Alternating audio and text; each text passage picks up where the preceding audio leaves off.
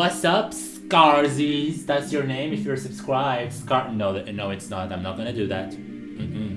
With Christmas being around, and because I have to keep content relevant, I thought it would be a fun idea to list off the top 5 video games I've played in the past, aka the games I played during this quarantine. Hello, the darkness is my old friend.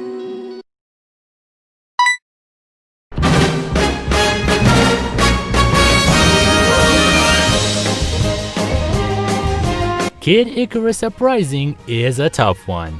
At the same time, it's one of my favorite games. It is also one of the games I least enjoy. The game looks incredible in contrast with other 3DS games of its time. In fact, it feels like it belongs on the Wii. The game has some incredible voice acting, some very fun mechanics, just as funny as the witty remarks the characters make while you're playing. Hold it to run. That move feels so familiar. I think they used it in that one series, Super Bash Sisters. You mean Super Smash Brothers? I don't think it was that. It's definitely that. And we have Smash to thank for having brought back this little angel that can fly in order to raise attention to it. Many of the influences from Brawl are even seen when you boot up the game for the first time. While this game does a lot of great things, it only misses the mark whenever the levels in this game takes you to the ground. The camera and the shooting feels just terrible, and are one of the main reasons why I usually put the game down for so long. These parts are an exercise in frustration. When you have to sell a plastic platform in order to make this game enjoyable, then it makes you wonder how exactly is this game meant for the 3DS. But ironically, this is definitely one of the best games on the platform and you should totally give it a shot. Give it a shot. And it looks amazing, bruh.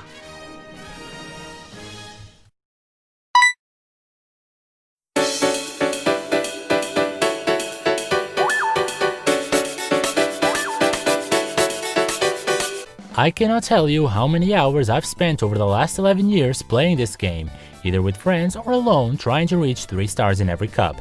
I don't want to talk about too much about this game cause that is probably for another video, but my god, Mario Kart Wii is so much fun.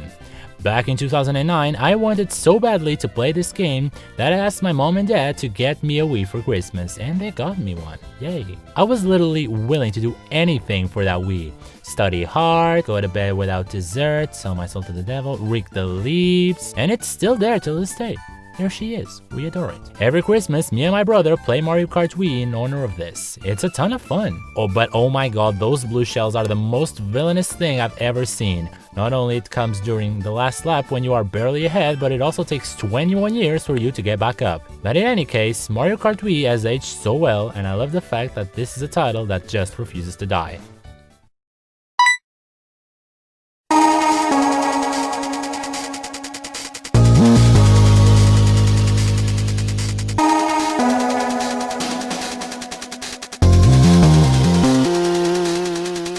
In the beginning of the millennium, if a cartoon had a vast bunch of characters, then it probably wound up being slapped in a kart racer with zero context. Examples of such include Nicktoons Racing, Cartoon Network Racing, Ben 10 Galactic Racing, and my favorite of the bunch, M&M's Kart Racing. That game is good because it has M&M slapped in it. I mean, have you ever had a bad M&M? But none other Mario Kart ripoff comes closer to my heart than Digimon Racing. Although its idea isn't the most original, it is such an antique kart racer and it's oh so extremely fun. It takes the kart racer and adds a nice twist to the genre. Whenever your Digimon drives through data, I think, it can digivolve, and it will go faster, and it may also get a special attack to use when the energy meter is full, depending on what Digimon you chose. The karts can also jump a lot higher than usual kart racers, and the kart animation is very fluid and nimble. This leads to the races becoming extremely competitive. And believe me, whenever Gabumon, Gomamon, and Palmon are around, you can be sure it will not be an easy race. It is such a fun experience, and the game even has voice acting and funny looking tracks. And to boot that up, there is also the soundtrack that has carved itself in my heart and refuses to move.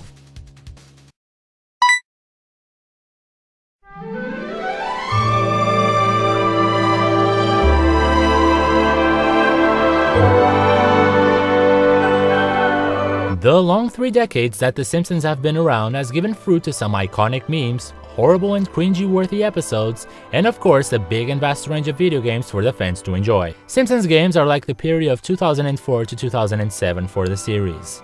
Some episodes and games are great, some are average, and some are just terrible. But alas, there is a game that is on this library that has been overshadowed by the year of its release, coinciding with the movie of the same franchise, as well as the fanbase neglecting this game over the Simpsons hit and run. I'm talking of course about the Simpsons game of 2007, namely for the Wii.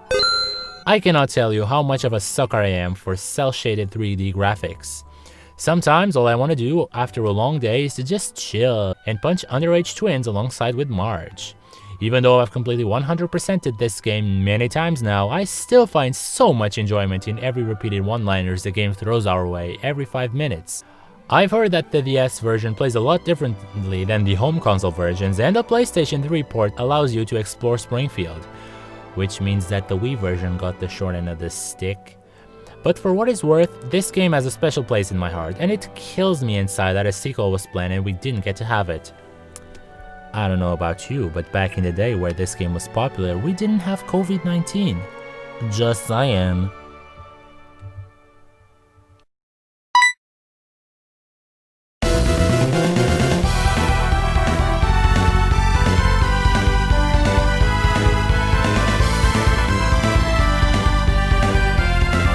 What happens when similar mechanics from Pokemon and aesthetical looks from The Legend of Zelda have a baby?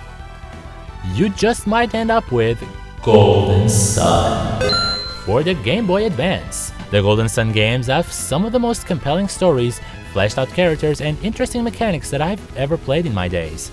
Just the amount of polish that the original two titles that have just scream, "Play me, Scar, play me." There are so many hours that you can put into this title. So much so that the creators had to split the whole story into 2 games. One thing that Golden Sun completely misses the mark though is the heavy use of texts that completely tell you nothing about what to do next. And look, I don't like it when games hold your hand through and through, like training my Pokemon when there is no need for it, or when they signalize where I have to go, but some hints would be nice. So I've put down the game many times until I was able to complete it. And my lord, does it get me in the mood to play the sequel. If you are tired of Pokemon games being easy because all they care for nowadays is to please the competitive players, or you're just tired of beating the living schnoz of Pokefan Miguel's kitty in Pokemon Emerald, then this just might be the game for you. Now, Golden Sun is a game that is really not made for kids, but it's a game that any fan of Pokemon will enjoy. Now, I heard that there is a DS sequel, but I haven't played it yet, so no spoilers. Its company, Camelot, even used the same engine to make the Mario Tennis games on handheld, which is, without argument, the best game I've ever seen of Mario Tennis. And you can't argue with me on that.